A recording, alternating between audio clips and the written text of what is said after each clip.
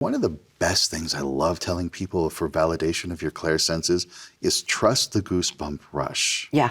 You know, when you feel that goosebump rush coming up over the back, that is actually your visceral nervous system trying to communicate to you through your body, hey, this is information, this is really valid.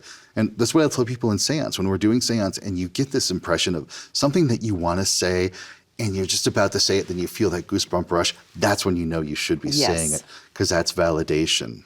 Absolutely.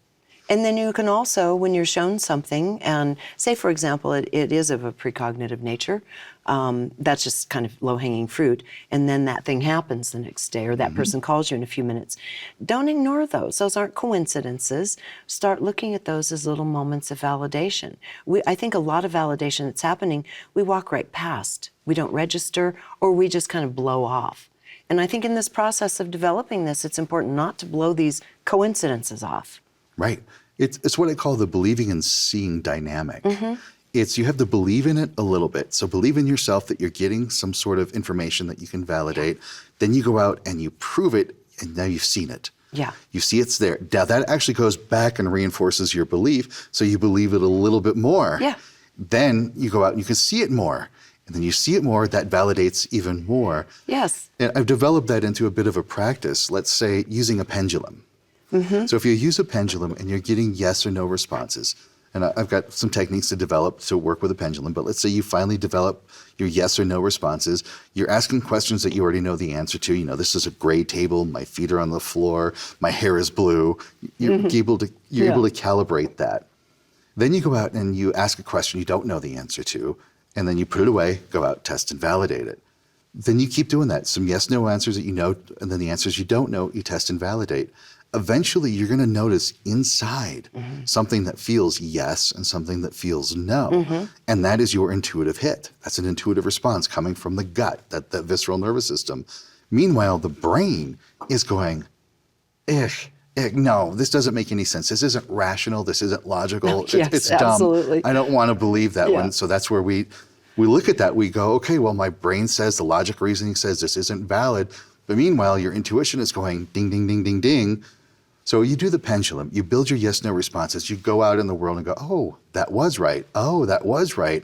That builds that trust between the visceral and the cognitive, so that now you know when you feel this one thing, there we go. That's my validation, and that's all I need to do. That's all you need. Now I go prove it. And the word you use is exactly the one I was going to bring up, trust, which even spills over into faith of sorts. So I totally have faith that it's all going to work through. I'll listen to the signs along the way, and I'll end up in the right destination. That's a matter of almost faith. But there's a fine line between trust and faith. I'm sure somebody could, a linguistic scholar could go ahead and break that down for us, but I find the feeling of trust, and it moves into the feeling of faith, so to speak.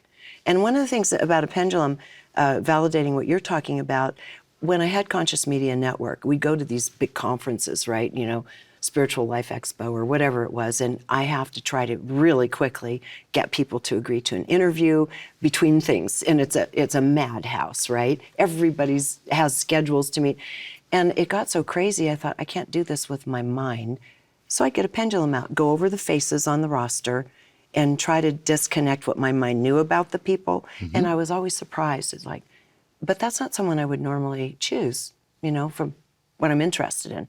Or someone else, I absolutely need to talk to her, and it'd say no. Well, it would turn out something interesting, like their plane was leaving right after their talk, and we would have never been able to schedule it. I'd find out after. I'm just saying how perfect it is if you leave it to this higher part of your being to discern this information. It worked like a dream. It was so easy to work at conferences after that. Absolutely. Yeah. Pendulums are a great way of building really that are. paranormal awareness. Yeah, and anyone can do it. Yep. Anyone can work with them. What are some of the other modalities you like to work with besides the pendulum? Besides the pendulum, I love the black mirror. Oh, well, tell us about the black mirror. The black mirror is my favorite seance tool. I was just using it last night, in fact. It's nothing more than just a piece of paint and glass. That's all it is, just a frame. You know, you go to a hobby store and you can just buy one of those picture frames and you spray paint the back of it with black paint. That's all it is. But in the ritual setting, when you get your mind tuned into it, it becomes a portal. It will connect you to other realms, other worlds, other people, and they can come through now, and you can connect. Energy goes back and forth both ways. Communication goes both ways through it.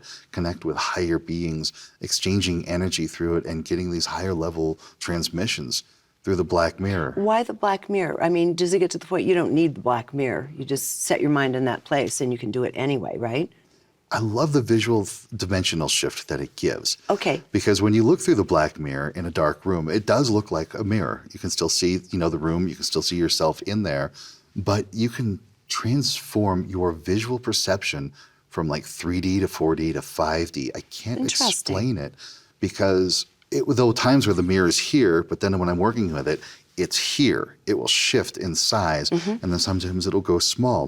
The colors that come through, I can never tell you if they're green, blue, brown, or yellow or whatnot, but the colors are so vivid. They're not a color I've ever seen in my entire life. It's vivid, it's bright, it's in there. If you want to do shape-shifting work, imagine this. You can stand in front of the mirror and see yourself how you want to see yourself, like as an animal form or an ideal body shape. And you can see it transform in the mirror, which affects the ethereal body, which then affects the physical body. So now you're integrating, like if you want to be the bear, so you're more big and bold and boisterous, you see yourself as a bear in the mirror, then you can feel it, you absorb it, and you're now the bear.